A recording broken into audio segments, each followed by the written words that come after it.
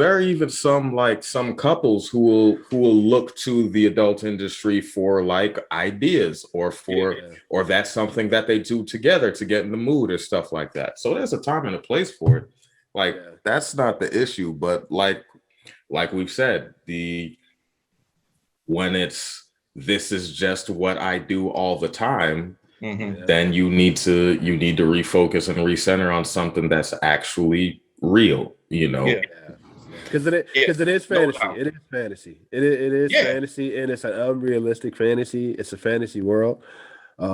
So just to kind of give a wrap up of what Dale said and Jay said is that not only within porn, if you've got if you're watching it every day, that could be a sign of you having potentially commitment issues.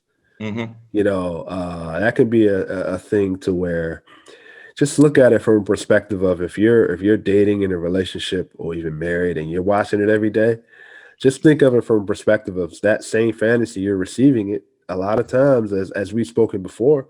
Just go upstairs to your partner and ask or try it. You know what I mean?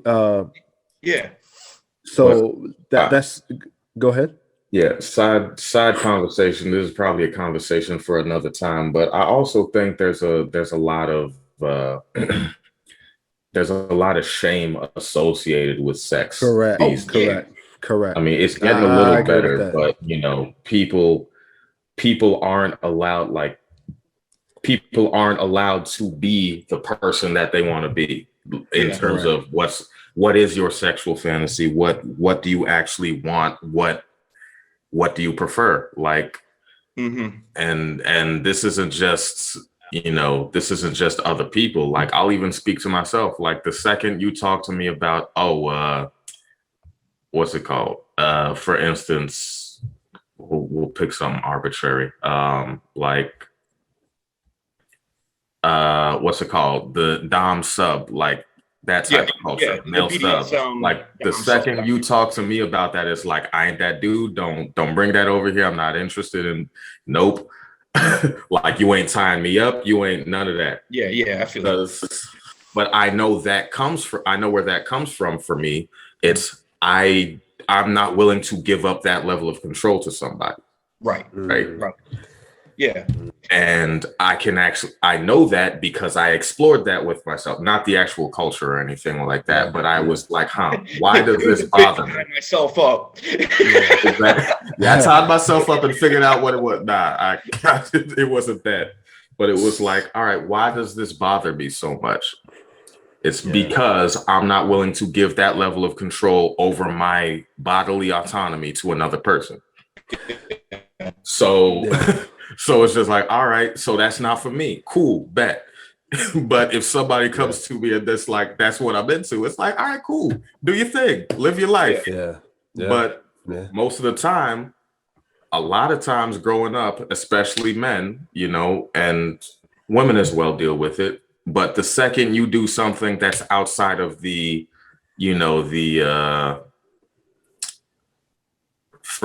for lack of a better term, the caveman frame of mind when it comes to sex, then all of a sudden people have questions about, your manhood or your sexuality and all that sort of stuff. When it's all really just, this is what I like. Can it just be what I like?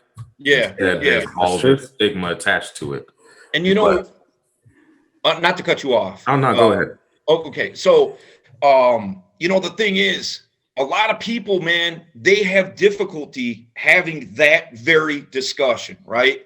Like, say you're in a long-term relationship or you're living with somebody or you're married or whatever, and they feel uncomfortable because you were talking about like shame, right? And they feel uncomfortable like addressing that. What will this person think about me if I bring this up? Am I opening a can of worms? Is the toothpaste going to be out of the tube? I can't put it back in. Right. Yeah. It brings a sense of judgment. It brings a sense like you're being judged. Yeah. And it's like, all right, she can view me as this like jerk or view it as like, oh yeah, I'm into that too. Yeah. Or yeah. But it's not even judgment. It's the fear of judgment. right? The judgment hasn't happened yet because you had never verbalized the words. So you're afraid to be judged.